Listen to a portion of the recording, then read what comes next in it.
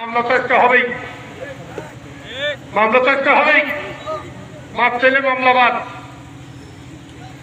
গতকাল পর্যন্ত যারা আনারসে ছিল তারাও আনারস, যারা মোটর সাইকেলে ছিল তারাও আনারস, যারা চশমায় ছিল কি বলে গদ কলমে ছিল তারাও আনারস।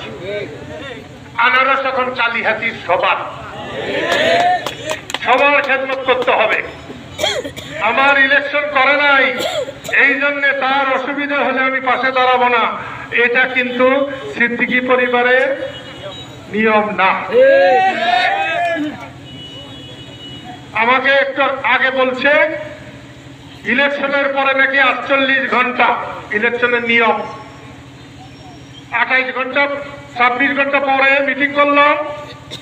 যদি আপনার আইনের ব্যত্যয় হয়ে থাকে আমার নামে একটা মামলা দিয়ে দিয়েন, আর না হলে আমি যা স্বাধীন করছিলাম, আমি বয়সী মানুষ, ওইটুকু গ্রেস আমি পাইতেই পারি। কেন আমার মানুষকে বললো, কেন আমার মানুষকে বললো হেসু আপনি কোথায় আছিলেন আইনালা,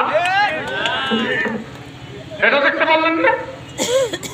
সেই জন্য বলছি আপনার আইনে যদি বাজে আপনি মামলা করে দিয়ে আমি কোর্টে যাবো, বারে বারে দাঁড়াবো, কিন্তু আমি বিচার চাই, বিচার চাই। আইনাল ভাই ভালো করেন নাই, গুন্ডামি কাজটা একেবারেই ভালো না, একেবারেই ভালো না। যদি সুন্দর থাকতে চান, সহজ থাকতে চান, আপনার ছেলে মেয়ে আছে কিনা আমি জানি না, তারা ভালো থাকুক এটা যদি চান, তাইলে হাজারির পাঁচ না ধইরা আপনি দেয়া পায়ে ধরে মাপ চাইেন। কারে কারে মারছেন? মুক্তার আর আসির উদ্দিন মাপ চাইেন। আইনাল গোবারি আর আলম গোবারি বলে পাশাপাশি, খালি জ্বালায় আপনি যদি একটা মুরগির ঠ্যাং ভাঙে আমাদের খবর দিবেন, আমি ওরে দেখাবো কত ধানে কত চাল।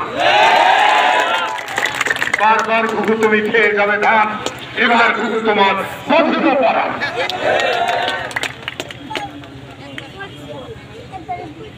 মানুষের কি করবে? যথেষ্ট থেকে ভোট দিচ্ছে, তাই না? সব থেকে ছোট জন আজাদকে ভোট দিচ্ছে, তাহলে কালিহাতি শান্তির নীর হওয়া উচিত না? চুরি ডাকাতি ঘুষ হিরোইন এগুলো বন্ধ হওয়া উচিত না?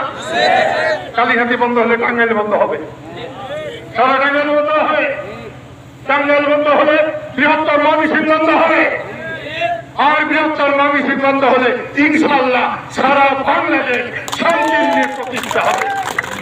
আমি আমার কথা আর বাড়াতে চাই না, আমি আজাদকে আবারও ধন্যবাদ দেই। মানুষের কথা বলে ভালোবাসা থাকলে এইরকম প্রতিকূল অবস্থার মধ্যে মানুষ তোমাকে নির্বাচিত করতে পারে। মানুষ যে আস্থা নিয়ে, যে বিশ্বাস নিয়ে, যে ভালোবাসা নিয়ে তোমার উপর আস্থা স্থাপন করেছে, আমি আশা করব তুমি সেই আস্থা পরিপূর্ণভাবে পূরণ করবে এবং মানুষের সেবা করবে। আল্লাহর তরফ থেকে তোমার সেবার মধ্য দিয়ে আমার মা বাবা তার যদি কোনো ভুল ত্রুটি থেকে থাকে তারা মুক্ত হবে। আমি সেই জন্য তোমাকে বলছি, গতকালকে আমি সকালেও মা বাবার কবরে গিয়েছিলাম, বিকালেও যাওয়ার সময় আমি মা বাবার কবরে গিয়েছিলাম। আল্লাহ তাআলা তার কোরআনে মাজিদে বলেছেন, পৃথিবীর যত আলেম, যত গাউস কুতুব তারা দোয়া করলে সেই দোয়া যায় রসুলের কাছে। রসুল খুশি হয়ে যদি সে দোয়া করেন তবেই সে দোয়া আল্লাহর কাছে পৌঁছতে পারে। কিন্তু আল্লাহ তাআলা মা বাবাকে এত বড় একটা দরজা দিয়েছেন যে মা বাবা যদি কোনো সন্তানের জন্য দোয়া করে সে দোয়া কারো কাছে নয়, সোজাসুজি আল্লাহর কাছে যায়। আর আল্লাহ বলেছেন আমার মা বাবার দোয়া তিনি কবুল করবেন, কবুল করবেন, কবুল করবেন। সেই জন্য এত প্রতিকূলতার মধ্যে আল্লাহ আমাদেরকে রহমত করছেন, আল্লাহ আমাদেরকে সম্মান রক্ষা করেছেন। আমি আশা করব তোমার আগামী 5 বছর হবে সোনার বছর, মানুষকে সেবা করার বছর। তুমি যখন গরুটিয়া কলেজের ভিপি হয়েছিলে, আমার সৌভাগ্য হয়েছিল সেই অনুষ্ঠানে আমার যাওয়া। আজকে প্রথম একটি প্রতিবাদ সভায় এসেছি এবং তোমাকে এই প্রতিবাদ সভায় আমি আমার পরিবারের পক্ষ থেকে দেশের জন্য কালীহাতির জন্য উৎসর্গ করে গেলাম। আল্লাহ রাব্বুল আলামিন তোমাকে কবুল মঞ্জুর করুন, এই আশাবাদ ব্যক্ত করে আমি আমার কথা শেষ করছি। খোদা হাফেজ, ধন্যবাদ।